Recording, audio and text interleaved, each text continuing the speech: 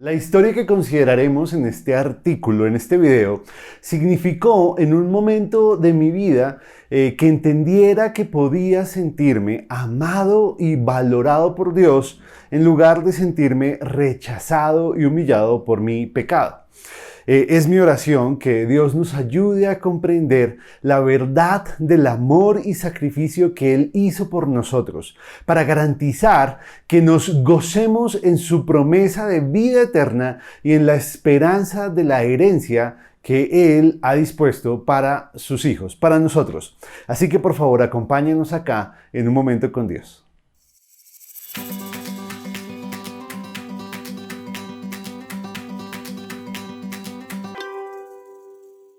La enseñanza que tendremos el día de hoy se basa en la historia que encontramos en Génesis 21, cuando se nos habla del conflicto que hubo entre Ismael e Isaac. Ese conflicto que hubo entre ellos dos a causa de la burla que Ismael estaba haciendo en contra de Isaac, y la cual vería Sara, y por la cual también ella le pediría a Abraham que los expulsara de su casa, que los echara de su casa. Razón que obviamente puso en una situación de mucha angustia a Abraham, y él, luego de consultar al Señor,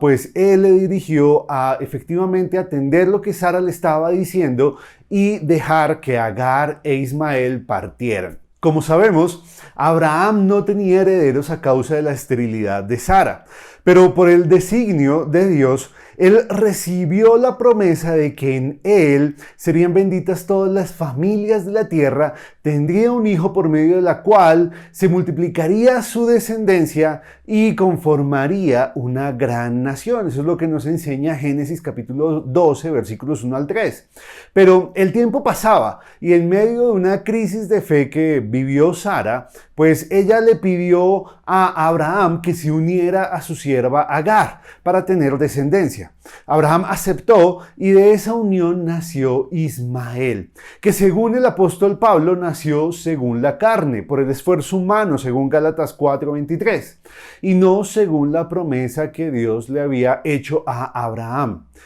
Finalmente se cumplió la palabra de Dios y nació Isaac, quien era el hijo de la promesa, y por medio del cual se establecería la descendencia de Abraham. Así, este conflicto que se produjo entre ellos ilustra, según el apóstol Pablo, nuestra salvación e identidad como hijos y la diferencia que existe entre el pacto, entre los dos pactos que Dios estableció con el hombre.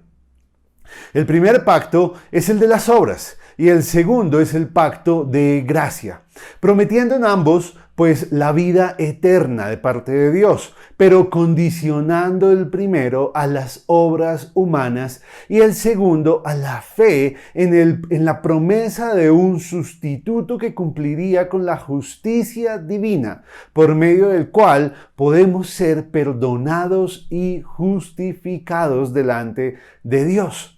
En este sentido, Agar e Ismael ilustran el pacto de las obras, ya que por ellas Abraham obtuvo una descendencia, mientras que Sara e Isaac ilustran el pacto de gracia, que se basa en la promesa de Dios, no en las obras humanas, y es cumplida en Isaac. Así, en la historia de esta familia, pues era necesario la separación de los dos hijos para aclarar que la promesa de Dios, la promesa que Dios le había hecho a Abraham, sucedería por medio de Isaac y no de Ismael. Sin embargo, la descendencia que se le cuenta a Abraham también incluye a todos los que hemos creído en la promesa que Dios hizo de un sustituto que es Cristo. Así, los beneficiarios de la promesa de vida eterna de Dios no son propiamente los hijos carnales de Abraham, sino los que por fe creen en aquel sustituto que proviene de Abraham e Isaac, quien es Cristo, y que con su sangre nos libró del poder de las tinieblas, nos adquirió para que fuésemos pueblo suyo, un pueblo santo, y nos dio el espíritu de adopción por el que podemos llamar a Dios Abba Padre, Papá. Ahora, ¿qué tiene que ver todo esto con nosotros? Es una pregunta que tal vez nos estamos haciendo en este punto. Pues que gracias a la promesa de Dios y a la obra de salvación de Cristo en la cruz, tú y yo tenemos el derecho a ser llamados hijos de Dios, legítimos, dignos y con todos los derechos que ello nos transfiere. Por eso ya no somos esclavos de las obras y no estamos condenados a la muerte eterna, porque por nuestro pecado nunca hubiésemos podido satisfacer por nuestras propias obras la demanda de justicia que Dios exige.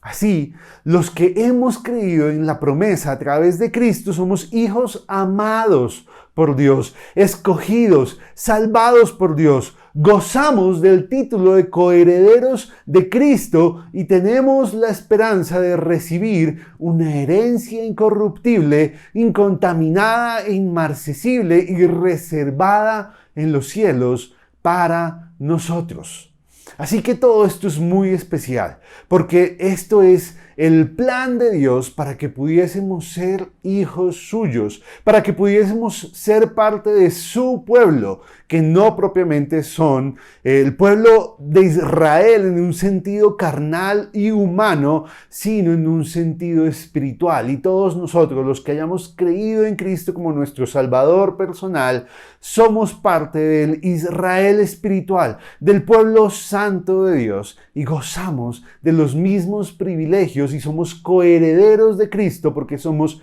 hijos de Dios. Pero si tú no has creído en Cristo como tu Salvador personal, no eres parte ni de la familia de Dios ni del pueblo de Dios. Y estás destinado a tener que pagar con tu muerte por tu pecado. Así que tu única salvación y esperanza es la obra de Cristo, quien cumplió a cabalidad las demandas de justicia que Dios exige y por medio del cual podemos, confiando en Él y en su sacrificio, arrepentirnos de nuestro pecado y declarar que creemos en Él y que queremos ser llamados hijos de Dios. Así que, hermano, esa es tu esperanza. Por favor, arrepiéntete, confiesa al Señor, a Jesús como tu Señor, y reconoce que el sacrificio de Cristo paga por tus pecados. Que Dios nos ayude y nos acompañe y nos permita gozarnos de los privilegios que tenemos como hijos y coherederos de nuestro Señor. Hasta luego.